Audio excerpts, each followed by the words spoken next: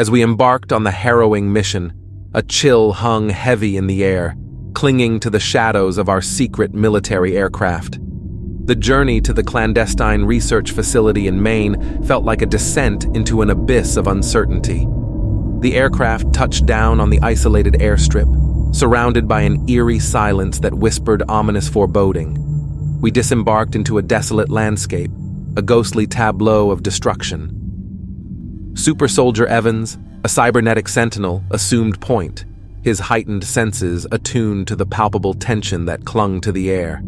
The main facility loomed ahead, a foreboding monolith against the backdrop of a desolate wasteland.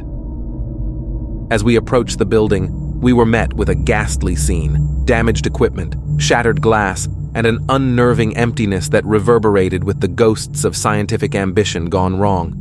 The air appeared to withdraw from the scene, heavy with the weight of an unexplained disaster. The maze of ruin was negotiated by Super Soldier Evans, a beacon of steel-clad determination. Each step resonated like a funeral chant, a disturbing reminder of the vitality that once flowed through these abandoned passageways. And then, amid the ruins, a discovery that sent shivers down our spines, a recording, a testament to the unraveling horrors. Dr. Foster's voice, a spectral echo of desperation, resonated through the playback.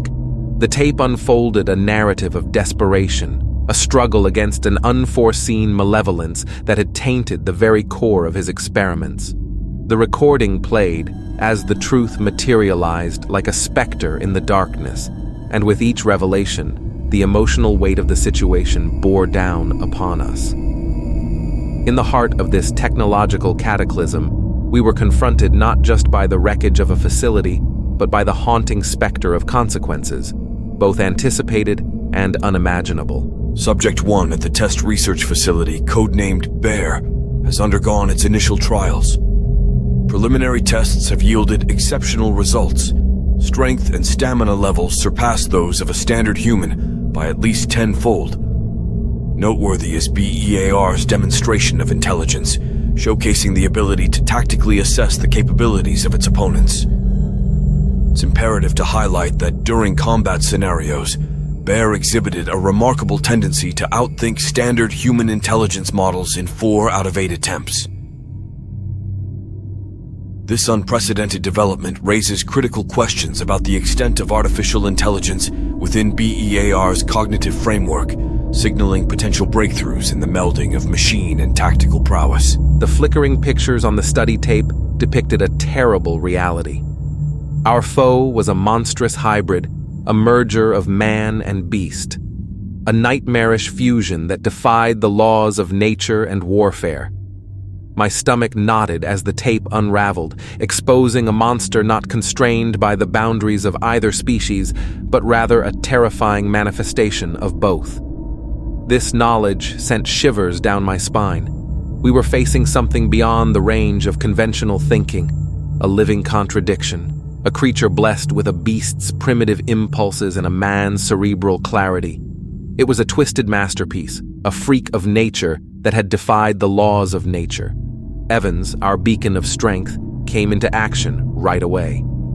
As he evaluated the data, his robotic eyes scanned the perimeter for any sign of the monstrosity we were now hunting. The gravity of the situation pushed down on us, a lone group up against a horde of dread, lurking in the shadows, capable of outthinking even the most sophisticated tactical analysis. Fear, determination, and a rising feeling of duty surged within me. We were no longer soldiers. We were now hunters in the dark, seeking a monster that defied natural and rational principles. The voyage ahead offered not just a physical war, but a tumble into the unknown, where the boundary between man and monster blurred into a terrible uncertainty. I charged Super Soldier Evans with quickly analyzing the data and doing a complete perimeter sweep for any incoming danger. Upon scrutinizing the specimen data, Doc, it appears the creature is not currently within our vicinity. Physical attributes indicate it stands at a formidable 7 feet tall, with a weight ranging between 400 to 500 pounds. Notably, its reflexes are minimal, and movements exhibit a slower pace compared to mine. This, Doc, is a potential advantage we can exploit. Furthermore, I'm in the process of downloading battle statistical data for our tactical assessment. I felt a frightening urgency as Super Soldier Evans dived into the tactical intricacies. I needed to know what happened to Dr. Foster. The main research center was devoid of him, leaving an uncomfortable hole reverberating with unresolved questions. Undaunted, I went to the nearby auxiliary building, where there was an eerie calm, as if an evil force had raced through it. When I opened the entrance to the laboratory, I could feel the carnage inside, a ruin resembling the aftermath of a relentless force. A concealed cupboard grabbed my eye among the rubble. I wrenched the door open with reluctance, and there, nestled in my arms, was Dr. Foster. His once vibrant face had turned into a tapestry of misery, his body scarred, broken, and soaked in the bleak hues of his own blood. The room seemed to press in on me as Dr. Foster's weak figure trembled in my hold, the air thickening with the sadness of shattered aspirations and the understanding that the quest of knowledge had borne a horrible reality. The discovery was a haunting symphony, and it was in that macabre prelude that our trip took an irrevocable turn into the heart of darkness. Dr. Foster said these remarks in a whisper tinged with eerie overtones. The weight of our misjudgment is unbearable. We should have resisted the allure to meddle with nature.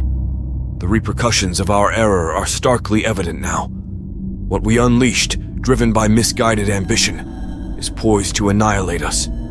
The echoes of our folly reverberate with regret, a haunting acknowledgement that our insatiable curiosity led us astray. The very creation meant to propel us forward now stands as an ominous testament to the consequences of tampering with forces beyond our grasp. My urgent pleadings to Dr. Foster to rest lingered in the air like a desperate prayer, but time, unrelenting and cruel, had other intentions. Dr. Foster's life faded away in the brutal grip of fate, leaving only the weight of his dying moments in my arms. The eerie calm that followed was interrupted by the echo of my own dashed dreams. Super Soldier Evans appeared by my side while the phantom of death lingered as a horrible reminder. His stern demeanor, in sharp contrast to the inner turmoil within, sent a chilling message that a dark terror was on the way. The air became heavy with impending fear, the agony of loss intertwined with the urgency of an unknown terror. We stood on the verge of an unraveling reality in the eerie quiet, the load of sadness now shared with Super Soldier Evans. The despairing shadows grew darker, casting a veil over the terrible scene. The world outside, oblivious to the mental anguish within, which held an impending threat that grew closer by the minute. The gloomy feeling that our hardships were far from done grabbed my spirit as I wrestled with the feeling of deep loss. The entire air crackled with an eerie symphony of tragedy and imminent catastrophe, pushing us to prepare ourselves for the onslaught of the unknown. Doc, we must evacuate immediately. The creature will return, and we must assume tactical positions downwind before its resurgence. Indications strongly suggest that everyone within this research facility has met a grim fate. Currently undetected by the creature, we need to act swiftly, as I anticipate that once it catches wind of our presence, it will relentlessly pursue us. Under the gloomy canopy of the trees, Super Soldier Evans and I moved on, a wordless agreement that the creature's ominous presence waited in the shadows. Evans proposed a retreat to the research facility downwind as a tactical move to circumvent the creature's nighttime hostility. The oncoming darkness just added to the weight of our foreboding trek. We found ourselves on the verge of the research facility's realm as the sun's last embers illuminated the sky in blood-red hues. It loomed above us like a deserted fortress, a glaring reminder of our disastrous attempts. However, getting too close risked inciting the creature's anger. A delicate balance of intimacy and safety hung in the balance. We sought refuge in an abandoned ranger's cabin on the outskirts of the research facility's restricted zone, where the air crackled with the whispers of a bygone era. the cabin standing as a ghostly witness to the darkness that had unfolded. The creaking door, reluctant in its movement, opened to reveal a space frozen in time, a refuge from the impending terrors that lurked beyond. The coming darkness brought with it a symphony of unknown horrors as the door creaked shut, trapping us within the cabin's decaying grip. The air became thick with the fragrance of impending dread as shadows danced on the cabin's walls. We weren't just looking for refuge, we were trapped in a ghostly cocoon, a brief reprieve before the approaching storm. The motionless walls of the cabin gave testimony to our weakness, and as night fell, the emotional crescendo of fear and doubt resonated in the lonesome intervals between each heartbeat. We'll reconvene at the research center at dawn to discuss a strategy to counter the creature's unrelenting onslaught.